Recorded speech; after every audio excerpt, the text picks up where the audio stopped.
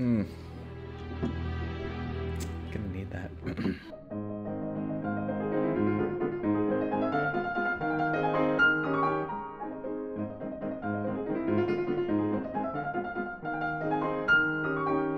This story can be presumed fake or real by the judgment of the reader. This is just a warning. It's possible the posted content could be a true story, so heed this warning. Hey guys, I just wanted to tell this story and get it out for two reasons. I wanted to see if anyone else has seen this thing happen, and the other reason is to warn you. Alright, if I correctly concur, it was 3 years ago, around my birthday. I had recently dug out my old Nintendo 64 and decided to go on a nostalgia trip, playing one of what I did consider the best games ever, The Legend of Zelda: Ocarina of Time. So I dug out the Nintendo 64 out of my closet, but I couldn't find Ocarina of Time, or any of my games for that matter. I looked everywhere, but I had no luck whatsoever. After a few days of searching for the cartridge, I was talking to some of my friends at the nearby park, where we usually went to hang out. And it just so happened that Jeremy, one of my friends, said he might have a copy of the game.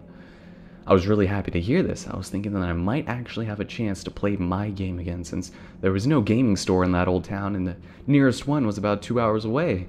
On top of that, we didn't really travel all that often. I asked him about it, but I was a bit disappointed at what he had to say. He said that the cartridge was in his bedroom a couple days before, but it had went missing, and he really hadn't looked for it. He told me that he would look for it that night, and if he found it, he would drop by my house the next day. I obviously agreed and couldn't wait for the next coming day. The next day, I heard the doorbell ring about 12 o'clock, and I ran downstairs, hoping it was Jeremy. My parents weren't home, so I went ahead and looked through the window, and my hopes were correct. He did seem a bit under the weather, so to speak, when I opened the door. He seemed pretty pale and looked sick, which obviously is what looking at the weather looks like. I asked him what was wrong, but he just replied that he couldn't sleep the night before. I could tell there was something worse wrong with him than that, but I just ignored it and took the game from him. "Adam, I don't want you to play the game. Please," he said, sounding like he was hiding something. I asked why, first of all, but got no reply from him. Instead, he just walked away, headed towards his house. I was already getting unnerved, but I decided to head back inside and ignore it. It did bother me that it may have been the game that caused whatever was wrong with him, but I contemplated it and it didn't really make much sense how it would be possible. I figured I should stop worrying about things like that, and now I realize I should have gone with my gut feeling. I pushed open my bedroom door and made sure my Nintendo 64 was hooked up before plopping the cartridge into my Nintendo 64, anxious to begin playing the wonderful game again. However, it didn't work. I was getting worried. And then I remembered to blow out the cartridge, as well as the system to get the game playing. I began to blow out the cartridge when I noticed something. The inside of the cartridge was covered in some black, crusty stuff. I really couldn't explain it, but in reality, it didn't bother me that bad. I grabbed a washcloth and managed to get rid of the substance, hoping that I didn't damage the game by doing so. I then proceeded to blow out the cartridge, then the console itself. I was so happy when I flipped on that switch that old system and the game started, and I was glad to finally play it after all of these years. The Nintendo logo came up as usual, but here's where it started getting eerie. The sky was an odd reddish color and was very badly glitched, and the logo was a bit distorted, and large portions of the logo as a whole were missing. The scenery was also glitched a bit. None of the land around Link and Epona had color. It was just a lifeless gray color. Aside from all of that, the press start notification showed up fine. I pressed start, convincing myself the whole thing was just a texture glitch, and that I could live with it. I then saw there was one account saved in the cartridge. The name was really unnerving, especially after the sky glitch. The profile's name was Dead. I then decided I should delete the account, considering it was probably just some prank cooked up by my friend. I pressed the delete button to delete the account, but nothing happened. And the same thing occurred when I picked the option to make a new account, or copy the dead account for that matter. I finally realized that it must be some hacked cartridge or something, but I didn't mind it. I went ahead and opened up the account window against my better judgment. The window showed that he had all of the medallions, max health, etc. He had already beaten the game. Without much other option, I clicked the button to start the game using dead. It was really weird what happened. The screen faded to black, then relight to find glitched Navi already at Link's bedside to wake him up, as if the game had restarted from the beginning, skipping the intro. Her dialogue was normal, other than the fact that she referred to me by my real name, Adam, which was odd, because the account was clearly called Dead. Oh well, creepy or not, I wanted a new game. The textures damaged or not, maybe Jeremy was just trying to be an ass? I never knew him to do anything like this, or knew anyone who could, so I didn't really believe that was the case. I remembered that he told me not to play it, and it really bothered me at this point. I left Link's house only to find something really odd. The forest was completely devoid of anything I could interact with besides the houses, which were still there. The houses all had a door blocking the entrances. There was also no background music playing, not even the crowing and such that would play if it was night. When I approached all of the doors and pressed A, it said ... and wouldn't open. I tried this on all of the houses, but every one of them did the exact same thing. I finally ventured up to the forest exit, which was blocked by the indestructible boulders that you encounter later on in the game. I then checked my inventory to find it was filled full with the lens of truth. There was a copy of the item filling each spot in my inventory. I tried activating them, but it just played the incorrect sound and did nothing. And rechecking everything, I walked to the Great Deku Tree's grotto without much of a choice. But what I found was pretty weird. There was no Great Deku Tree. The tree sapling was also gone. In the center of the grove where the tree stands, there was a clone of Link, except his tunic was completely black, as if leading in an endless void. I approached to find the situation get graver. His complexion was completely white, his eyes were voids, and he was dismembered, only having one arm and one leg. I didn't know what to do. I ran around him, but its gaze never left me. I finally talked to it, and a text box appeared. "Hello, Daniel. I'm dead. I will show you to places beyond this place. Would you like that?"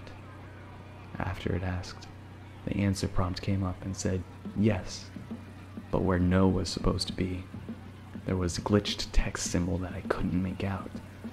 I clicked the glitch symbol multiple times. Every time it played the incorrect sound. I finally clicked yes. The screen then stood still for about 5 seconds. I thought the game crashed, but as I was about to turn off the console, my Link turned void black, then glitched into pixels. Directly after that, the game went black. When it relit, I was in the grotto where you first meet Zelda. However, I was more than shocked at what I was seeing. Child Zelda was lying down in the center of the grotto, resting on a pool of blood, keeping the Zelda style though. The music playing was that of when you first meet Zelda, but in reverse, and slightly higher in pitch, if I remember right. I then checked my inventory again to find it completely empty besides what looked like Zelda's note. I equipped it to the C button and then used it, which caused Link not to lift it up in the air as usual, but to look as if he was reading it, holding it out in front of him. The text box typed out slowly, "Too late." The message then disappeared from my C button, and when I checked my inventory, it wasn't there either. Finally, I approached Zelda and pressed A. The text box then came up and said, ... once again. The screen then faded to a solid red screen. For a split second, the screen showed Dead's Link and played a really loud, high-pitched screech. It'd like to have given me a heart attack. Then the screen came back up, and I was back in the grotto where you meet Zelda. Now, however, where Zelda was lying, the blood was now a really dark red, and a Zelda in the same style as Dead's Link was standing on top of it. There was also no music playing whatsoever now. I was pretty shocked at this point. I really wanted to get rid of the cartridge, which now seemed like nothing more than a sick joke. I tried doing everything besides going up to the beast. I tried saving and quitting to the main menu, but nothing worked. I found that it traced my every movement, just like Dead did. I finally talked to it. It said, "You're at the gate. Would you like to enter hell?" It prompted me again with the yes-no option like earlier, and the no was still screwed up. I didn't stop pressing the no button until my controller finally lost complete control. It chose yes, very slowly, without my control. I remember shouting at my TV as the screen faded to black. The next part was horrible. It stayed at a black screen, but it was still playing audio. I heard Link's startled sound, and then I heard something that sounded like the impact of a blunt object on a body. And I heard Link screaming like nothing ever before. I know it wasn't in the game. It was a horrible yelling. That sounded of pure suffering as I kept hearing the beating sound, and then finally, the screaming stopped. Then a sound that sounded like crying from Link was heard. He kept crying for about 10 seconds. It was disturbing me by far at this point. It was terrible. Finally, I heard what sounded like the Master Sword unsheathing. The last thing I heard was Link starting to begin a scream, but stopped suddenly along with a sound that sounded like a sword impaling flesh. I remember I was very well in horror and sadness as my favorite hero was murdered. I remember the same audio track that had played in the first Grotto with Zelda had been playing through the whole scene, and all of a sudden, the music stopped. Dead Link's face popped out of nowhere and said, "I'm dead. And now you are too." And then I heard an ear-piercing loud screech that seemed as if it was gonna deafen me. My TV went to static as I unhooked my N64. I took the cartridge and threw it down the stairs as hard as I could, wanting to get away from the thing as far from me as possible. I remember laying in my bed, horrified after turning off my TV. I finally got up to the store the console back in its place once and for all. And this is what happened overall. I don't know the reasoning of this thing. I got Ocarina of Time 3D for the 3DS this year, and hopefully I will be able to play it with no more horrid content. Going back, Jeremy was nowhere to be found the day after he gave me the cartridge. His parents didn't know where he was either, and he wound up missing entirely. After a month later, I received a letter in the mail from his parents' address, dated exactly a week after he went missing. It talked about how if I hadn't already played the game, I really shouldn't, and he actually explained the cartridge. He apparently lent it to his friend, who was supposed to mod it with a Game Shark. However, his friend apparently entered an incorrect increment in the code and unlocked something that was locked away and hidden within the cartridge. He told me about something that would happen if you did one thing that I didn't do. But I don't think I'll put it here just in case it could still trigger what happened to my friend. He apologized that he forgot about the cartridge, as he had never played it and his friend warned him not to. When he found it, he said he wanted to play through it before giving it to me, only to find the dead version, whatever the horrible glitch was. He mentioned something about it doesn't trigger unless what he called the dead version was unlocked, which it was apparently. I still don't think it was a good idea to post it here, as someone may once again unlock the dead version of the game. I'm really sorry for anyone who may find this secret version, or whatever it is. I feel even more pity if you figure out a way to trigger whatever caused my friend's illness.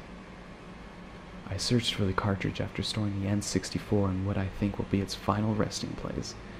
I couldn't bear to play another Nintendo 64 game, and on top of that, my games were still missing. I still to this day don't know where that cartridge went. We moved from the house right after Christmas that year. I hope the readers out there never find the dead version. Furthermore, I hope you never find anything to do with it in any game. I don't know how many cartridges the version, as I can barely stand to call it, is programmed in, but never try to find it, I beg of you. If you do find it, don't play the game. I fear for your sanity and your life if you don't heed this warning. As for me, I'm living a normal life, but the cartridge has been lately haunting me in my dreams. I'm having strange nightmares, and I can't sleep at night. I'm just not sure, and I'm hoping I can get rid of it by posting the story. Goodbye, and may you never meet the curse known as dead.